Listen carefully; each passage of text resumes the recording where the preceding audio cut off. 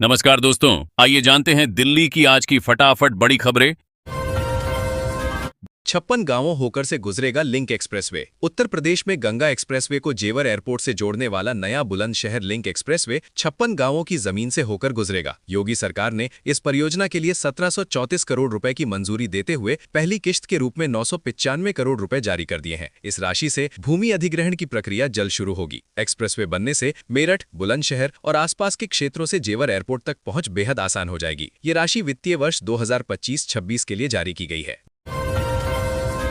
दिल्ली में बदलने जा रहा है मुफ्त बस सफर का तरीका। दिल्ली में महिलाओं के लिए मुफ्त बस यात्रा व्यवस्था अब पूरी तरह डिजिटल होने जा रही है। नए साल की शुरुआत में पिंक सहेली स्मार्ट कार्ड सिस्टम लागू किया जा सकता है, जिससे पेपर पिंक टिकट बंद हो जाएंगे। इस योजना की शुरुआत अक्टूबर 2019 में की गई थी। भाजपा सरकार ने योजना को जारी रखते हुए इसमें पारदर्शिता बढ़ाने के लिए बदलाव का फैसला लिया है। टाइम्स ऑफ इंडिया के अनुसार डीटीसी ने स्मार्ट कार्ड जारी करने की जिम्मेदारी 2 निजी कंपनियों को सौंपी है।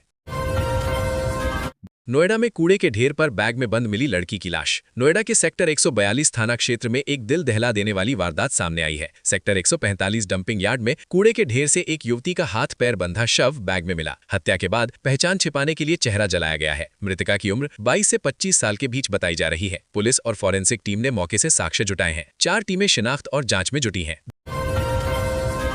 धारा 163, 3000 जवान और 6000 कैमरों से नजर। नए साल के जश्न को देखते हुए नोएडा पुलिस ने कड़े सुरक्षा इंतजाम किए हैं। 31 दिसंबर को पूरे जिले में धारा 163 लागू रहेगी। मॉल और भीड़भाड़ वाले इलाकों में 6000 सीसीटीवी कैमरे और ड्रोन से निगरानी होगी। शराब पीकर वाहन चलाने वालों पर सख्त कार्रवाई होगी। जिले को 3 सुपर जोन, 10 जोन और 11 119 सब सेक्टर में बांटा गया है। 3000 पुलिसकर्मी, 8 डीसीपी समेत वरिष्ठ अधिकारी तैनात रहेंगे।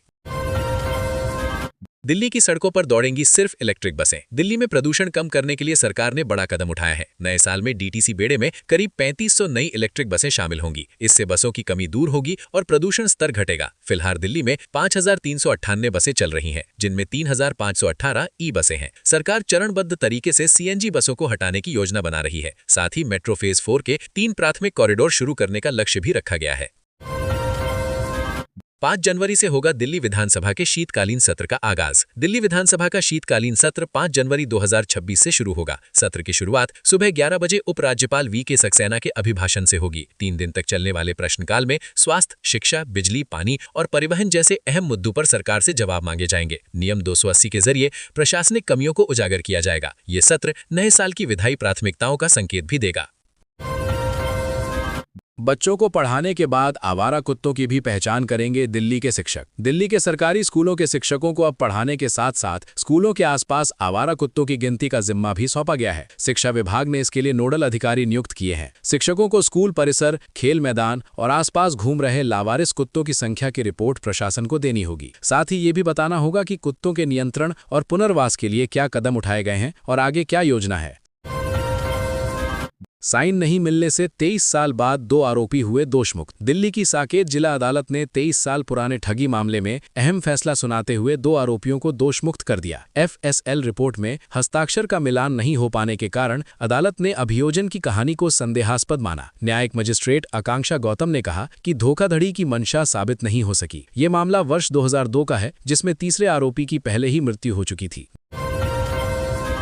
दिल्ली में 3 साल बाद भी नहीं शुरू हो पाए 6836 बेड के 7 अस्पताल। दिल्ली में स्वास्थ्य सेवाओं को मजबूत करने की योजनाएं जमीन पर उतरती नहीं दिख रहीं। 7 निर्माणाधीन अस्पताल, जिनमें 6836 बेड की सुविधा होनी थी, 3 साल बाद भी शुरू नहीं हो सके। कहीं एनओसी अटकी तो कहीं निर्माण अधूरा है। सरिता विहार अस्पताल बिना पार्किंग के बनकर तैयार हो गया, जिससे स्थानीय लोगों में नाराजगी है। ये अस्पताल गुरु तेग बहादुर, गीता कॉलोनी, शालीमार बाग और किराड़ी जैसे इलाकों में स्थित है।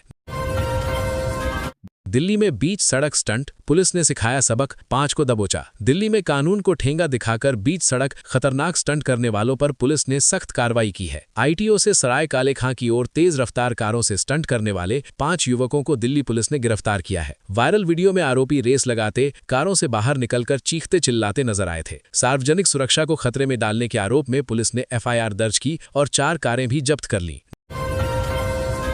डीटीसी बस में फ्री यात्रा के लिए आधार जरूरी। दिल्ली में महिलाओं के लिए मुफ्त बस यात्रा योजना में बड़ा बदलाव किया जा रहा है। सरकार पिंक टिकट सिस्टम को समाप्त कर 2026 से पिंक सहेली स्मार्ट कार्ड लागू करने की तैयारी में है। अब डीटीसी और क्लस्टर बसों में मुफ्त सफर के लिए स्मार्ट कार्ड अनिवार्य होगा। कार्ड बनवाने के लिए दिल्ली पते वाला आधार जरूरी होगा। ये व्यवस्था 12 साल से अधिक उम्र की महिलाओं और लड़कियों के लिए लागू होगी, जिससे फर्जीवाड़े पर रोक लगेगी।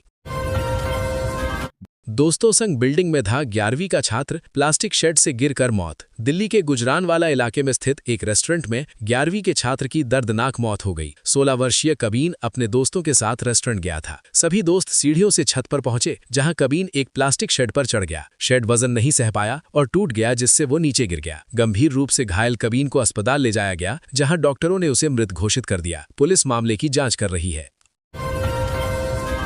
आगरा नहर में कूदे युवक का छठे दिन भी नहीं मिला सुराग। दक्षिणी दिल्ली के लोहिया पुल से आगरा नहर में कूदे युवक का 6 दिन बाद भी कोई सुराग नहीं मिल सका है। 25 वर्षीय ज्ञानेंद्र 23 दिसंबर की शाम नशे की हालत में नहर में कूद गया था। एनडीआरएफ की टीम पलवल तक तलाशी कर चुकी है। पुलिस ने हरियाणा और यूपी पुलिस को भी सूचना दे दी है। लगातार प्रयासों के बावजूद युवक का पता नहीं चल पाया, जिससे परिजन गहरे सदमे में है।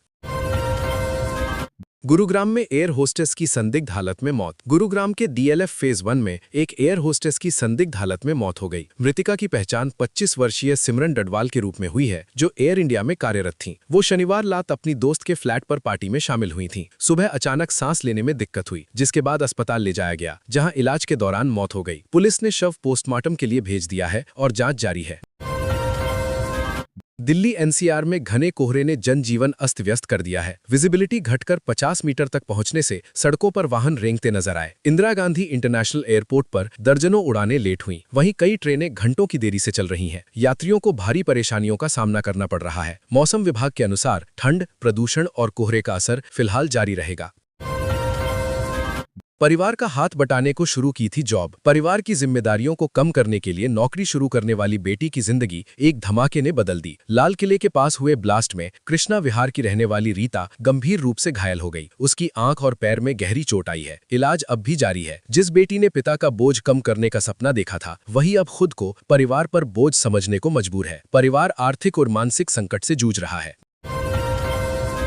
दिल्ली के जहांगीरपुरी में 2 युवकों को मारे चाकू। दिल्ली के जहांगीरपुरी इलाके में रुपए के लेन देन को लेकर हुए विवाद में 2 युवकों पर चाकू से हमला किया गया। रविवार शाम संडे मार्केट में हुई इस वारदात में छोले भटूरे की दुकान पर काम करने वाले रंजीत यादव और अजय गंभीर रूप से घायल हो गए। दोनों को पहले बीजेआरएम अस्पताल और बाद में दूसरे अस्पताल रेफर किया गया। पुलिस ने मामला दर्ज कर आरोपियों की तलाश शुरू कर दी है।